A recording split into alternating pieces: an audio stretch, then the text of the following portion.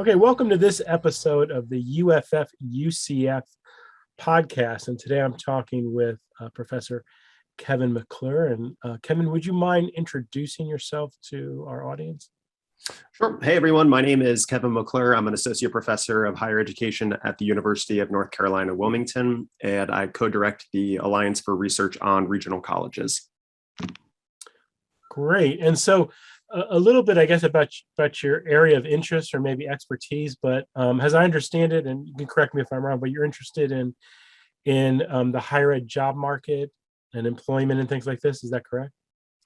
Yeah, so my background technically is in organizational behavior, and I do most of my research on college leadership, management, and finance. But really, since the beginning of the pandemic, I have taken some of that background and applied it to organizational questions related to colleges and universities in the pandemic, and done a fair amount of public writing focused on questions of the academic workplace, morale, and ways in which we might kind of improve the well-being of staff and faculty. And most of that writing is kind of directed as advice or recommendations for folks that are in leadership positions. Right. So I'm kind of curious how you got interested in this line of inquiry. I mean, was there something in your background, or did you just kind of stumble upon this? Yeah, so I have been teaching and writing on, as I said, kind of leadership and finance issues in higher education for some time. And so I guess you could say I was, prepared to be paying attention to some of these issues. The vast majority of my students in my programs are faculty and staff at colleges and universities, from community colleges to, more exclusionary private and public institutions. And so I hear their stories and their experiences. And every time we would have a class session, I would hear about what they were going through. I'm also very active on social media, on Twitter. And so as a consequence of that, have been exposed to a lot of conversations around kind of how people have been managing through the pandemic, ways in which they felt their leaders had been stumbling. And so I was able to kind of pull from various sources and in my own academic background and scholarship to try to offer something that might be insightful and useful to people that were trying to figure out, what's the right way to lead, the right way to kind of take advantage of this kind of unique opportunity to improve the academic workplace. And so that's kind of what brought me to this. Okay, so before we get to that, 'cause I'd love to unpack that if you're interested. But before we get to that, I mean, are you tracking, or did the pandemic kind of give you a sense of whether people are leaving, faculty and staff are leaving academia? I know on our end at UCF, we've heard that upwards of 25% of staff members have quit during the pandemic. I don't know if the faculty numbers are that high or not. I don't have any of that kind of data, but what do we hear, nationally in that regard? Yeah, so nationally, and I should note that our data hasn't quite caught up yet to what we're kind of seeing and hearing anecdotally, but nationally, what I'm seeing and hearing from colleagues from our professional associations in higher education, and some others that have done some kind of pulse point surveys, are you've got, yes, significant numbers of individuals, particularly in staff roles, that are changing jobs. They are not necessarily leaving higher education, but they are making moves within their institutions or to other institutions into new roles. And then you've got a chunk of folks that are leaving higher education altogether. And at the staff level, what we're seeing is folks that are primarily frustrated because of the combination of work demands and low compensation. And so they are either looking for, a job that would provide better compensation, more flexibility in some cases, that may not treat them as kind of expendable frontline kind of workers in the way that higher ed has. At the faculty level, what we're seeing, I think, is people that are dissatisfied but are not yet necessarily leaving or moving into new positions, partly because obviously movements in faculty roles can be a little bit more complicated for folks. But I do think it is the case that we all also have seen some movement at the faculty ranks as well.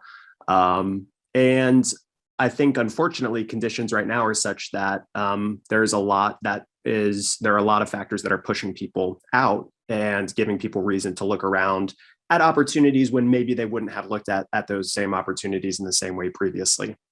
And so, yeah, getting a grip on actual numbers is going to be, I think, crucial here in the next couple of years to get a sense of what this actually looks like. The big thing that really troubles me, if I'm being honest, is I don't know that institutions are doing a good job of tracking this themselves. At a pure, just kind of numerical level, I don't know if institutions are really paying attention to this in the way that I'd like them to. And then beyond just the sheer numbers, I don't know that there are many institutions that are doing a great job of systematically trying to figure out why people are maybe leaving or switching. Obviously, oh yeah, go ahead. But I want to get at something you had said a little bit earlier here. So is the pandemic, should we be thinking about this as a catalyst or an excuse, or, is it part of the push-pull that you're mentioning? So I think the pandemic operates as kind of an accelerant or an intensifier of some things that have existed in academia for a long time. Certainly at public institutions, but many folks have not really experienced salary increases that kind of keep up with the demands of the job or keep up with cost of living. So that existed prior to the pandemic. You had folks that were overworked and stretched thin prior to the pandemic, offices and departments that were understaffed, some cases kind of intentionally understaffed, and that existed prior to the pandemic. We've got a very hierarchical organization where there are some folks at colleges and universities that are afforded extensive autonomy and authority, and other folks that are not. And so that had, conflict and tension and resentment around that existed prior to the pandemic. And then we saw the pandemic, I think, just kind of intensify some of those factors. If you toss in the potential for people feeling as if their institutions place them directly in unsafe working conditions, some folks who feel as if the institution even betrayed their trust, I think that those were some new factors that got introduced through the pandemic that certainly didn't make matters any better. So you had mentioned before we got to this last part, you had mentioned that I don't mean to put words in your mouth, but you were sort of recommending that institutions understand why people might leave, right? So maybe that be a survey or a post interview before they leave the institution. What do you think an institution gains from that kind of information? Well, I think, first of all, I think it'll be important to get a sense of what are some of the contributing factors. And it could be the case that folks are leaving for things that are entirely outside of the institution's control. They want to be closer to support systems. They ultimately decided that, they wanted to be in a different type of work environment. There are certain things that the institution maybe says folks are leaving, and we can attribute these to kind of factors that we're not able to change. On the other hand, it could be the case that they learned through this that many of the people are leaving because of practices and policies at the institution that are negotiable, right? These are things that we have control over, that we could change or could at least make an effort towards changing them. My worry is that institutions don't have a good sense of what those reasons are. Or aren't doing enough to try to figure out what they might be. The other thing that I'll mention is that I think it's likely the case that people are going to have different expectations about the workplace after this experience, and institutions need to figure out what those expectations are and think about how they might accommodate them. So it's not just the case that we are competing with other universities for talent. We are competing with a very large ecosystem of knowledge organizations. And there are people in staff positions all across institutions, for example, that are looking at other nonprofits or for-profit companies and saying, I can go work over there and literally make double and do it from home. And I'm not saying that institutions are necessarily going to be able to match that kind of scenario, but I think universities need to kind of wake up to the reality that there are other knowledge organizations that are way ahead of them in terms of understanding what it is that their workers are looking for. And if we are going to be in a position to be able to recruit and retain people, we need to do a better job of learning.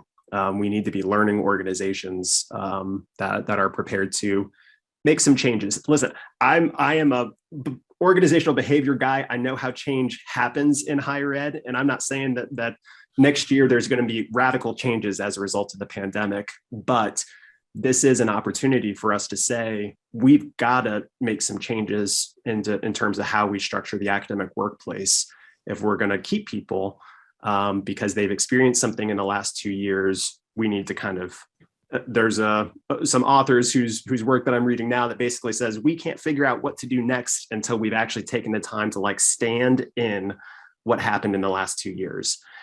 And my fear is that we're going to kind of push ahead so hard with just trying to get back to normal or get to the next thing that we haven't sufficiently stood in what folks experienced in the last 2 years.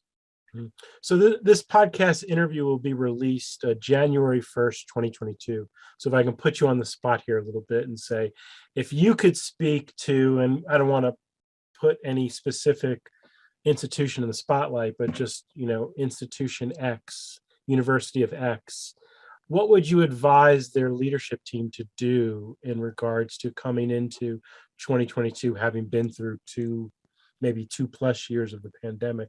What would be your advice to say, here's what you need to be thinking about, here's how you might right the ship? Yeah, so making sure that you put in place some sort of process for doing exit interviews so that you're learning from people who might be leaving.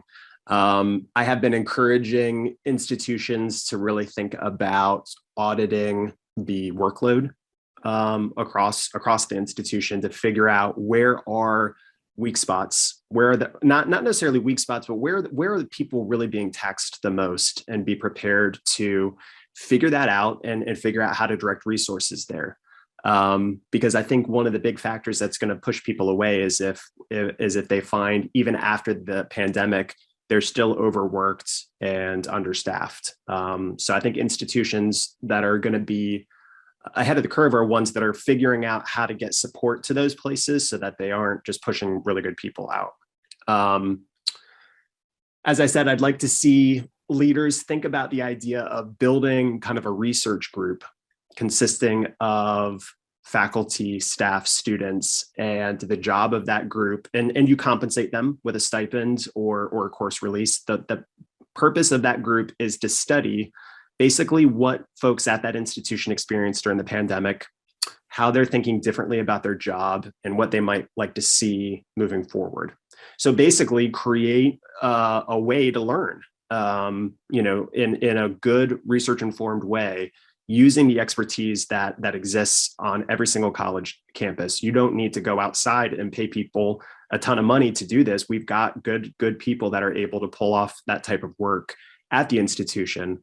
And with time and compensation, I think would be excited to contribute to thinking about what might be good for the institution moving forward. So those are a couple of things that I have kind of floated as kind of big picture ideas that I think institutions should be thinking about. But I'm a learning person myself, and have been trying to get a sense from people that I'm interviewing as part of my work and talking to, around what it is that they'd like to see and changes that they would like to see made. And so the truth of the matter is that, and where this gets a little bit tricky is that many of the changes that people want to see are customized to their experience, and at the individual level. It's hard to craft policy in a bureaucratic organization in a way that's flexible for individuals. But I think what we need to start seeing slowly is kind of a shift towards the idea of people being able to have a little bit of say in how they structure their work lives, and for institutions to be more comfortable with that. What I will be interested to see moving forward in the next couple of years is the extent to which some of these things that I'm talking about come to fruition, and whether or not that does enough to reduce what I have seen as kind of an unprecedented level of tension or conflict between workers and kind of employers, labor and management at institutions. And I have not completely discounted the possibility that some of the changes that I'm advocating won't happen, that there are some folks in leadership positions that aren't interested in learning some of these things in the way that I would like for them to. And so the result is going to be more efforts for people to come together collectively and to try to push for change. So it's possible that institutions may come to some of these changes and it won't be nearly as voluntary as I think that it could be. And they're going to be kind of forced into it, either by virtue of the fact that more people leave, they're having trouble recruiting, or that collectively workers at institutions get fed up and protest. Sure, sure. So we'll end the conversation on this last question here. And I know we've been hearing this for probably at least a year and a half, if not 2 years, that the pandemic will permanently change the workplace, right? Do you subscribe to that as well? No. I think people have changed, and I think people are asking a different set of questions about work and their relationship to work. I think that there has been incredible change and innovation at colleges and universities, and some of that change is good and is going to stay. So I don't believe that we are going to go back to kind of a default prior to the pandemic. I think there are permanent changes and permanent changes in how people in higher ed are thinking about organizations and institutions and what they want to see moving forward. But yeah, I don't know that we're, I tend to subscribe more to the belief that colleges and universities as organizational structures tend to endure over time. We see change happening kind of at the periphery first, and then it may migrate into the core at a later point. But I think it's fair to say that most of what we have experienced so far in terms of academia and the academic workplace is going to continue. But that doesn't mean that the pandemic hasn't introduced a really, really good opportunity for us to like step back and say, this normal that we are trying to get back to wasn't working well for everybody. It's never worked well for everybody. And it would be, I think, a real shame if leaders didn't kind of take advantage of this moment to learn and figure out even some small shifts that we can make that are going to help to better support people, better care for people.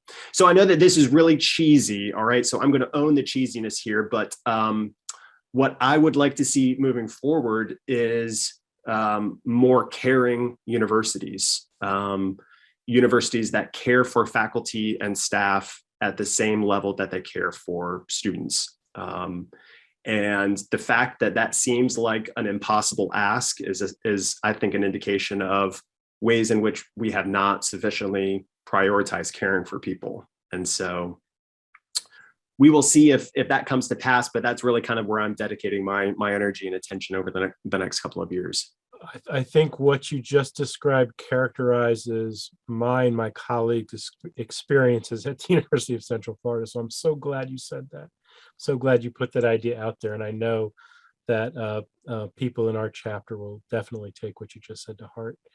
Kevin, thank you so much for joining me today. I really appreciate it. Yeah, it's been a pleasure. Thanks.